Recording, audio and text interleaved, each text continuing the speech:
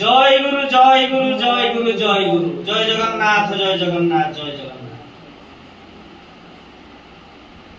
माँ आपण केमिति जे स्वामी केते वर्ष होला चली गले? साढ़े 7 वर्ष। 7 वर्ष। पुओ झियो केटा? 2 झियो पुओ गुटे। तुम केमन अछो? मोर अछि। अला अछो? हां। अच्छा गोटे पुओ? हां गोटे। झियो बाहर कर देछो? हां झियो बाहर करी छुआ पिला सब समस्त बड़ होई छी पढु छी। पुओ कोन करू छथि? ओ चाकरी करछि कॉलेज रे। आ पुओ पाखरे रहूना?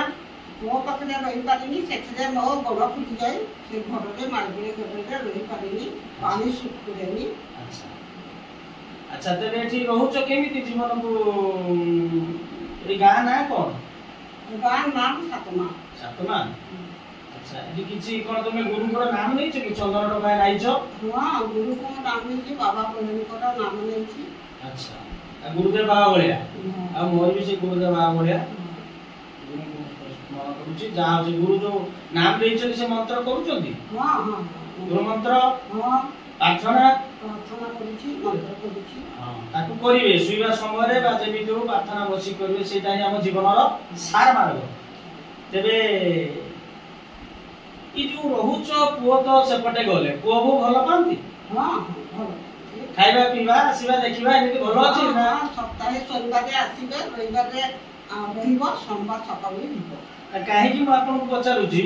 कारण वर्तमान देखा जाउचंती जो पतिहरा मां माने जो मानकर गोटिए पुओ बा दुटा पुओ अछंती बाहर चाकरी करूचंती आ बुढी गला परे मां को देखुना दिबु अनदेखा करूचंती ना तो सेति पई जे म आपन को पचारि जे पुओ बहु से बेला आपन को ठीक सेवा करूचंती? हां हां कथा बुझुचंती खाइबा पीबा ये से कथा? हां हां कि खाइबा आनुची बहुची खाइबा कथा होची देवी फन करूची कॉलेजरो। अच्छा आउ देखा करे पे आसुंती? हां शनिवार केबे मासे थरे आसुंती ना? ना ना शनिवार आसेन रविवार रहेन सोमवार सकाळी लान कॉलेज। जा हो भलो कथा ए कथा तबे एकाटिया ए जो गां रे रहउछो तिनु एठी केमिति रुसई बास निजे किए निजे करना के करि दियो? ना ना ना मो निजे रुसई करी पूजा पाठ करी और रुसई करी एथे गुरु भाई मने आछन गुरु मम्मी मने आछन सेमना देखा जहाँ करन सेमना टिके कोन समय करी दिबा देन। तेबे तने समय केमिति एगो एते बड़ घर जेठी एकाटिया जे नाती नातुनी पुओ बहु केही नांती केमिति चलुछ जीवन को केमिति अतिबाहित करूछ? ना ये जे मो यहाँ पूजा पाठ सारी खावा सारी गोटिके रामायण पाठ करी और दुई तापरे दिनटा काटुची। अच्छा त रामायण पाठ करंती? हां रामायण पाठ टिके अटे कोइले देखिया रामायण रे कोन आपण जानिचंती किछि लोक को बा पतिहरा मां माने जो रहिचंती समान को पाई जो कथा होते बाणी बा रामायण रे किमि जीवन खुशी लागुची रामायण रे कोन सिखिचो टिके कहिलो? हां टिके कहिलो। ओ कोन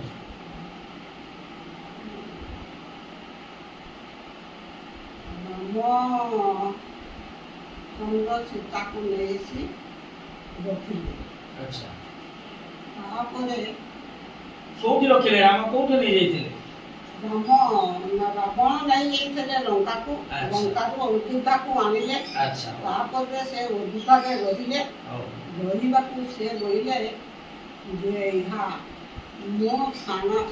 करते जाउची आउ का सखी माने ताकू जागिले सेने जागिले तुबाटे रामचंद्र काटी से गाधुआ गाटे नई कूले दे से धपा धपरे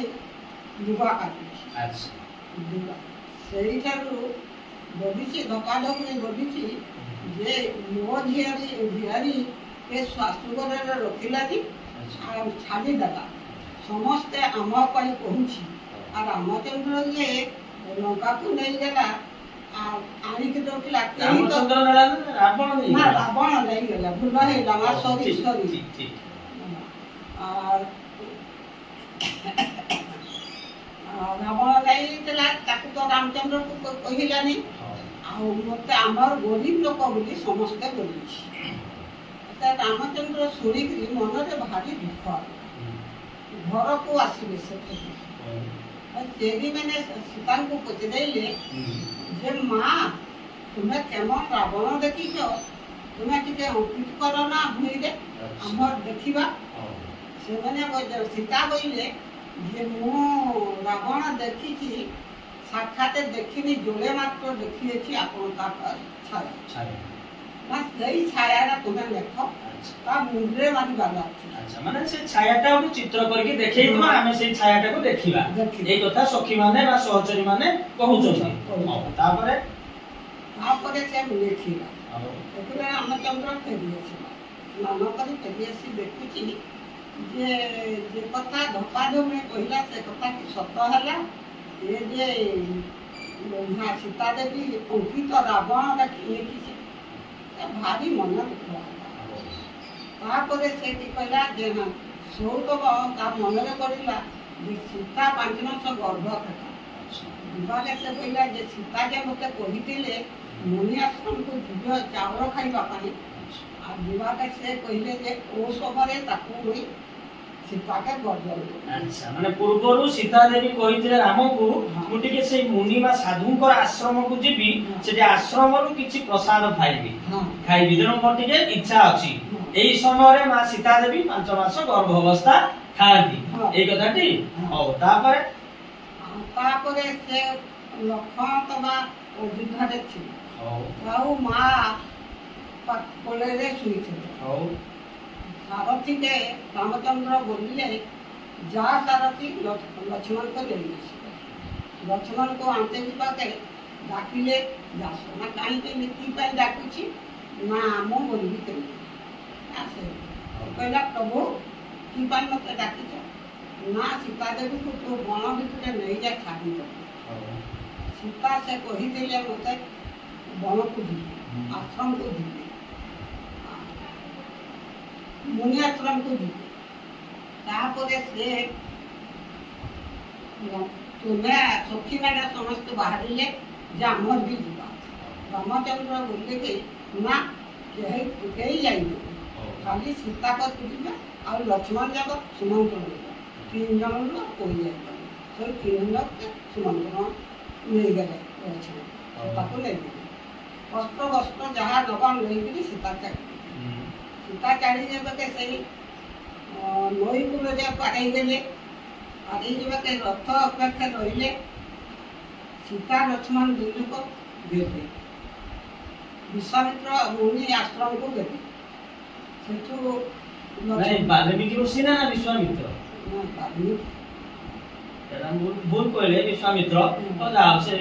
मां बयस होची तेणु नहीं लक्ष्मण कौन कले लक्ष्मण को डाकिले होची राम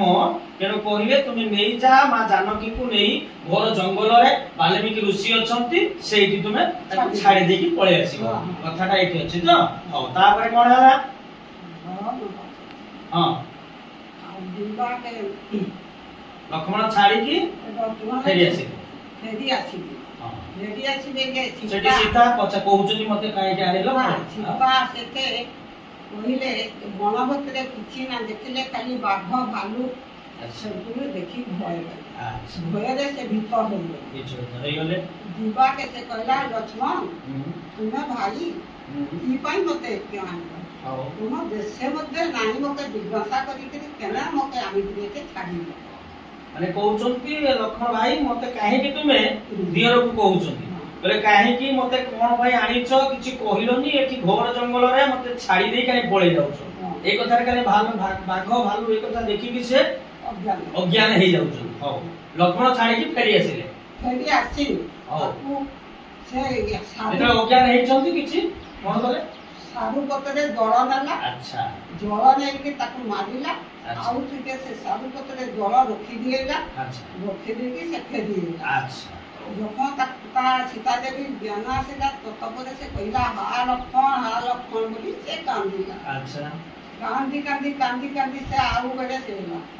विवाह के वाला रामचंद्र को तबा बोले हे रामचंद्र तुम काई को मुके बड़े रे छाडिलो की माई तुमे छाडिलो सीता कहउछु हां सीता कहउछु सीता कांदुछन कहि अच्छा ये कहउछन सुंदर भाव तार सीता कांदुछन जे स्वामी हां मते काहे कि जंगल रे छाड़ी देलो मु कोन अपराध करिछि ते मते काहे कि तुमे लक्ष्मण संगे मते आगर कहिलनि काहे कि ए घर जंगल रे मु कोन अपराध करली ए कथा बाहुनी स्वामी को कथा मने को चिंता करिकि आज कांदुछंती तापरे कांदु कहउछंती से रामचंद्र सीता मोइले मोरी तम संतान सीता गते जे संतान है से संतान मोरी अच्छा से कांदु जखन मुनि पहुंची गए अच्छा मुनि बोले मां कने कानी की कांदु छ चलो मो आश्रम को चलो से मुनि ताको आश्रम को ले गए तार मां